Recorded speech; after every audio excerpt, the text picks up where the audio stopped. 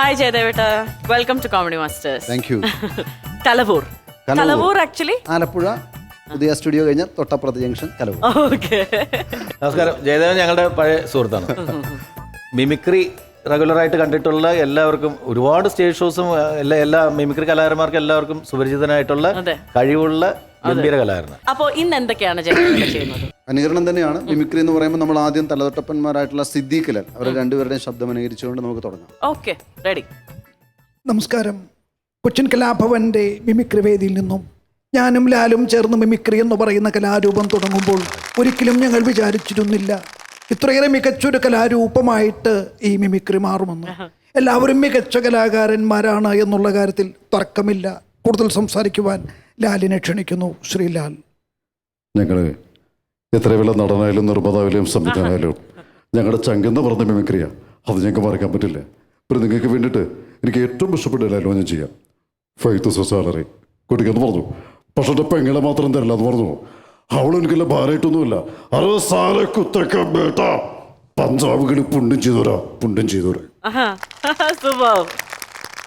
പിന്നെ നമ്മുടെ ദാസേട്ടന്റെ ശബ്ദമാണ്. പാടാനറിയില്ല, എന്നാൽ പോലും ദാസേട്ടന്റെ വേദിയിൽ സംസാരിക്കുന്ന ഒരു ശൈലി. ലൈവ് വോയിസ് ആണ്. എല്ലാ മനുഷ്യരോടും ഒന്ന് മാത്രമേ എനിക്ക് പറയാനുള്ളൂ. നമ്മളാരും ജാതിയുടെയോ മതത്തിൻ്റെയോ പേരിൽ കലഹിക്കരുത്. നമ്മളെല്ലാവരും ഒരമ്മ പെറ്റ മക്കളാണെന്നുള്ള കാര്യം പലപ്പോഴും മറന്നു പോകുന്നു. ആസന്നമായിട്ടുള്ള ഈ ഭൂമിയിൽ എല്ലാ മനുഷ്യരോടും എനിക്കൊന്നു മാത്രമേ പറയാനുള്ളൂ. മനുഷ്യൻ മതങ്ങളെ സൃഷ്ടിച്ചു, മതങ്ങൾ ദൈവങ്ങളെ സൃഷ്ടിച്ചു, മനുഷ്യനും മതങ്ങളും ദൈവങ്ങളും കൂടി മണ്ണു പങ്കുവച്ചു, മനസ്സു പങ്കുവച്ചു. എല്ലാവർക്കും നന്മകൾ നേരുന്നു. നന്ദി, നമസ്കാരം. അതുപോലെ നമ്മുടെ അൽഫോൺസ് കണ്ണന്താനം, അദ്ദേഹത്തെ ആദ്യമായിട്ട് ഫിഗറോട് കൂടി അവതരിപ്പിക്കാൻ എനിക്ക് പറ്റിയിട്ടുണ്ട്. അപ്പം സാധാരണ അദ്ദേഹത്തിന്റെ ശൈലി ഒരു ഹ്യൂമർ വൈസിലാണ് ചെയ്യുന്നത്. ഞാൻ കോട്ടയം ജില്ലാ കളക്ടർ ആയിരിക്കുന്ന സമയത്ത് ദേവികുളം സബ് കളക്ടറായിരുന്നു. ഒരേ സമയത്ത് 2 പദവി വഹിച്ചിട്ടുള്ള ഒരേ ഒരു മഹാനീ പാവപ്പെട്ടവനാണ് ഞാൻ. എന്നെക്കുറിച്ച് പുകഴ്ത്തി പറയാമെന്ന് വിചാരിക്കരുത്. ഞാൻ ഡ്രൈവിങ്ങിൽ വളരെയധികം എക്സ്പേർട്ടാണെന്നുള്ള കാര്യം ഞാൻ പറയാതെ തന്നെ നിങ്ങൾക്കറിയാവുന്നവരാണ്. ഒരിക്കൽ ഞാൻ ദുബായിൽ നിന്ന് അബുദാബിയിലേക്ക് ഏകദേശം 3650 കിലോമീറ്റർ ഞാൻ ഒറ്റയ്ക്ക് ഡ്രൈവ് ചെയ്യുകയാണ്.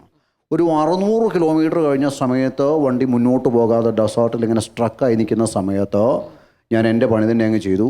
ഇറങ്ങി ഒരൊറ്റ തള്ളായിരുന്നു.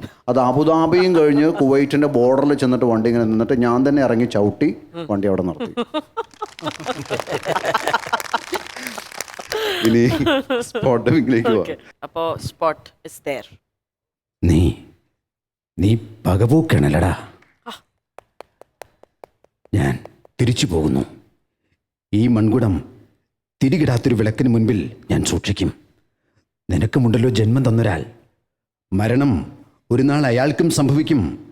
അന്ന് നീ ഈ മണപ്പുറത്ത് ബലിയിടാനിട്ടിരിക്കുമ്പോൾ ഞാനുണ്ടാവും. ഈ മൺകുടത്തിൽ അവശേഷിക്കുന്നത് ഇതേ പുഴയിലൊഴുക്കാൻ. ഇനിയുള്ള ഡയലോഗ് നമ്മുടെ പൃഥ്വിരാജ് അഭിനയിച്ച മൊയ്തീൻ എന്ന സിനിമയിലെ കഥാപാത്രത്തിന് ഡബ് ചെയ്യുന്നത് ശ്രീനിവാസനാണ്. ഈ പുഴയുടെ കരപിടിച്ച് നടന്നാൽ അറബിക്കടല. അതിന് എത്ര കടവത്ത് ഏത് തോണിക്കാരൻ കുത്തി നിർത്തിയാലും ഇരവഴിഞ്ഞപ്പുഴ അറബിക്കടലിലെത്തുക തന്നെ ചെയ്യും. ഇരവഴിഞ്ഞപ്പുഴ അറബിക്കടലുള്ളതാണെങ്കിൽ അറബിക്കടൽ അറബിക്കുള്ളതാണ്. ഇത് അറബിയുടെ വാക്കാ ഏറ്റവും നല്ല സത്യം. ആ ഹാ ഹാ ഹാ.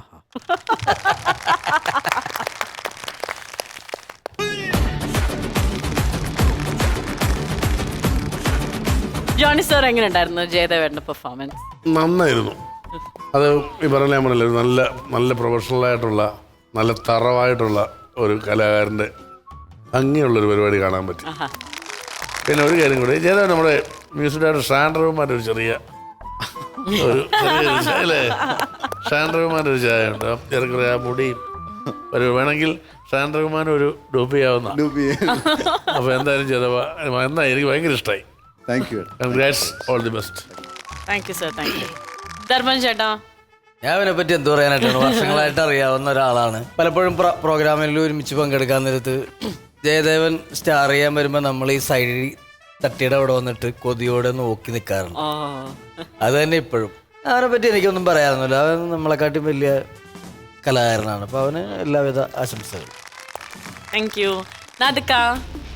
സാധാരണ ഒരു ഗാനമേള സ്റ്റേജിൽ MG അണ്ണനും സിംഗേഴ്സ് അല്ലെങ്കിൽ ചിത്ര ചേച്ചിയൊക്കെ പാടാൻ വേണ്ടി വരുമ്പോൾ നമുക്കറിയാലോ, കൊതിയോടുകൂടി നമ്മൾ കേട്ടിരിക്കാൻ വേണ്ടിയിട്ട് ഒരു ആകാംക്ഷ, അത് ഏത് പാട്ട് പാടണമെന്നുള്ള സംഭവം മാത്രമേ ക്വസ്റ്റ്യൻ മാർക്കുള്ളൂ.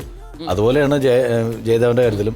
പിന്നെ ഏത് സ്റ്റാർ എടുക്കണേന്നുള്ള ഒരു കൺഫ്യൂഷൻ മാത്രമേ ഉള്ളൂ. ബാക്കി പെർഫെക്ഷന്റെ കാര്യത്തിൽ അത്തരത്തിലുള്ള അത്രയും കോൺഫിഡൻസ് ഉള്ള ഒരു കൂട്ടത്തിലാണ്. ഇപ്പോഴും ഓർക്കുന്നൊരു കാര്യം വെച്ചാൽ ജയറാമേട്ടൻ ഒരിക്കൽ എന്നെ കണ്ടപ്പോൾ ഞാൻ ഞെട്ടിപ്പോയ സംഭവമാണ്.